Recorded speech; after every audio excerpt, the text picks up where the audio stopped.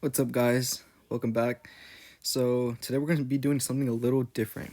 We're going to be doing trigonometric integrals part 1. And we'll be going over a few examples for future videos, but we'll begin with the basics. So this is our first example.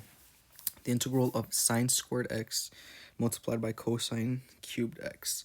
And originally we would see two functions and we would automatically think u sub or integration by parts. But this is actually going to require more of something that we've done in the past, which is u substitution. So when we think about u substitution, it's kind of like, we look at a function and we let that be equal to u, and if the derivative of that can cancel out with something else that's already an integral, then great. But this one's going to be a little more complex, but we're still going to be using the exact same techniques. So when we have things like this is what I like to do. I like to break it up. So we have sine squared x, and then we can break up cosine cubed x into cosine squared x times cosine of x. And let's note that this is equivalent to that, and it'll make sense in a little bit. So now that we've done that,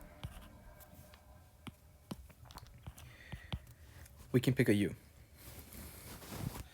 So I'm going to let u be equal to sine of x dx. And we know du is equal to cosine of x dx. And like we've been doing in the past, solve for dx. So we know that u cosine x is equal to dx. Now we can plug that in here. And where we have a dx, we can replace it with this right here. So let's just rewrite that. So anywhere we see a sign, we have to change it up. So that's going to be u squared cosine squared x times cosine of x du over cosine x.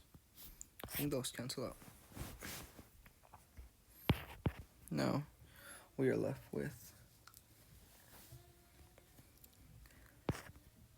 u squared cos squared x du. And now this might look a little confusing, but there's one thing we have to remember, and this is going all the way back to trig. So we know that sine squared x plus, here, let me make this on the side. This is going to be a really important identity when we're performing these types of integrals. So sine squared x plus cosine squared x is equal to 1. So now I have a cosine squared x. So what I want to do is solve for cosine squared x here, so I can get it in terms of sine. So we have sine squared x equal 1 minus cosine squared x. And vice versa, we're going to solve for cosine squared x. That's going to be equal to 1 minus sine squared x. Okay, so I just want to show you that these two are going to be really important. And we're going to actually be using this one for this problem, but this one will also be valid for, other problems, other examples. I just want to put that out there so you're able to go back and forth and manipulate this identity so it can help you with this u substitution. So we can rewrite this as u squared and then times 1 minus sine squared of x du. But remember, we have this in terms of u, so it would be u squared times 1 minus u squared.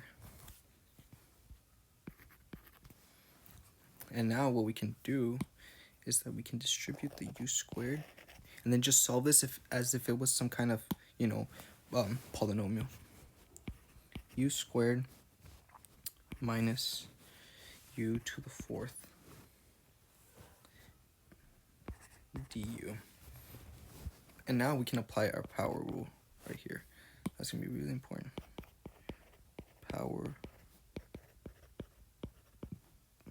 rule of integration.